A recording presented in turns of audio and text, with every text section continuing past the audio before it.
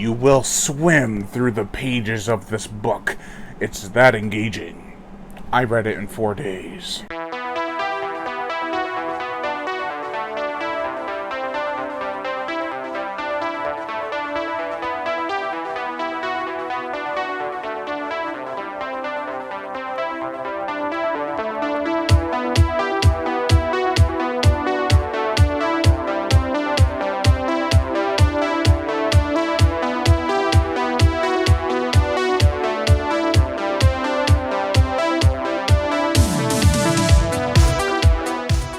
Kill River 2 by Cameron Robique. This is the 2017 sequel to Kill River from 2015.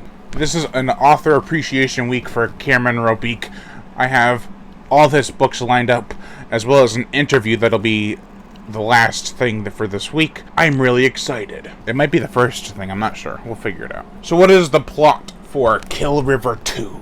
Well, it's set in 1984. Cindy is trying to move on from her friend's deaths, and it's hard.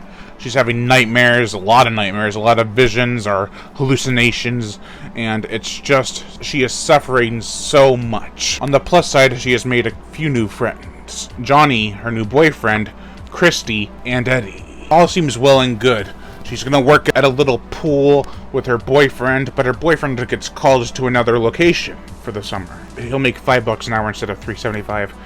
The 80s. But this water park is known as Thrill River. And he has passes for people to enter the water park on opening day, and an after party happens, and stuff goes down.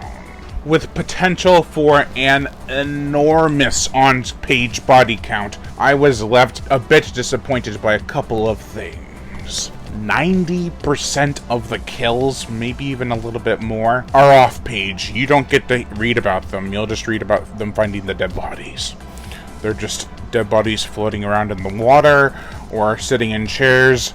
There are 4 on-page deaths. However, that didn't bother me too much because of the characters. Cindy returns, as well as her parents. They have more of a say in this book.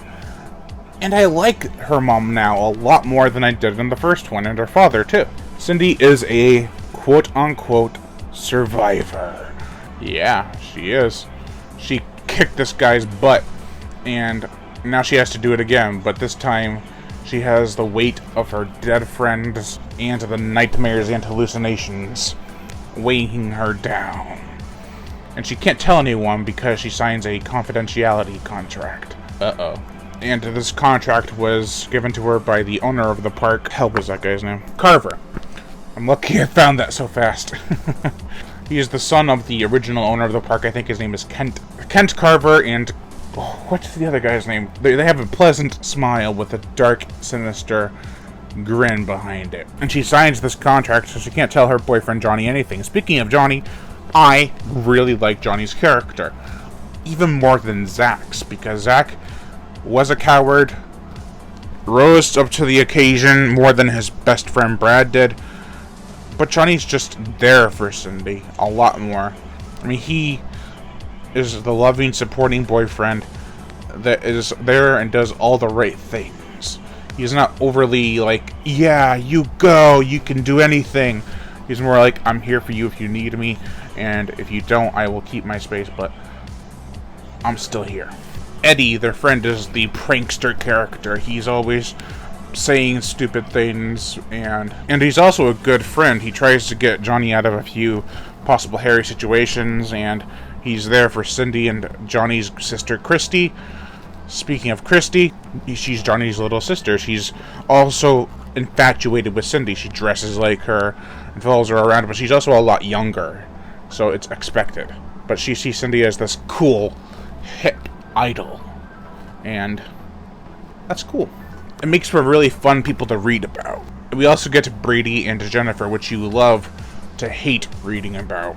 They're cousins, and Jennifer is one of Cindy's bullies that I mentioned in the review for the Kill River, which I did previously. Oh, I hated Jennifer so much.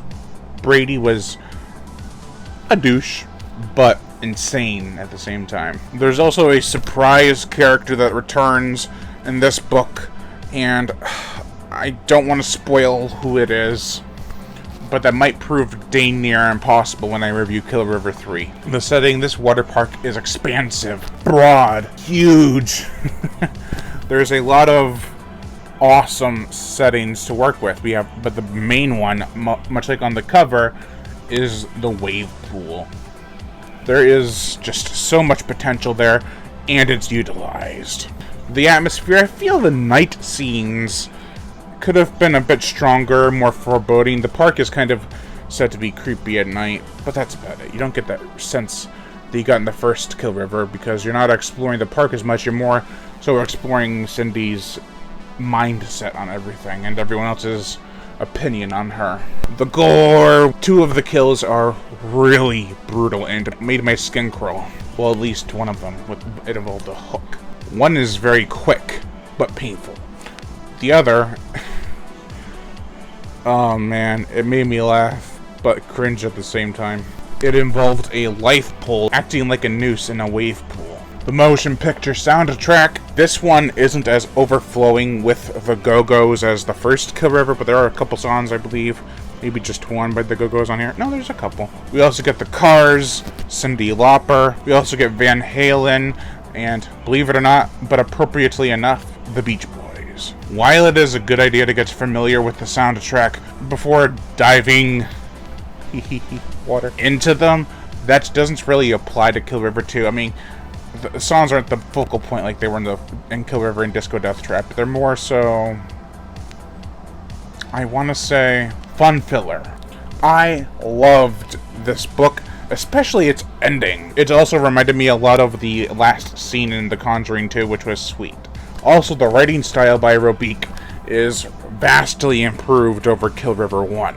It wasn't as repetitive. I also have to mention that Kill River 1 came off a bit amateurish at times, but not all the time, so it kind of worked. But I think he's found his stride. I was still disappointed with the amount of on-page kills. However, the characters and a decent atmosphere along with the gore and music really made up for it. This is an excellent follow-up to Kill River. I cannot wait to read Kill River 3. Overall, I give Kill River 2, the 2017 novel by Cameron Robique, a 3.5 out of 5.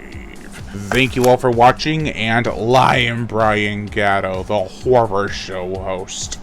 Make sure to like, comment on, as well as share this video.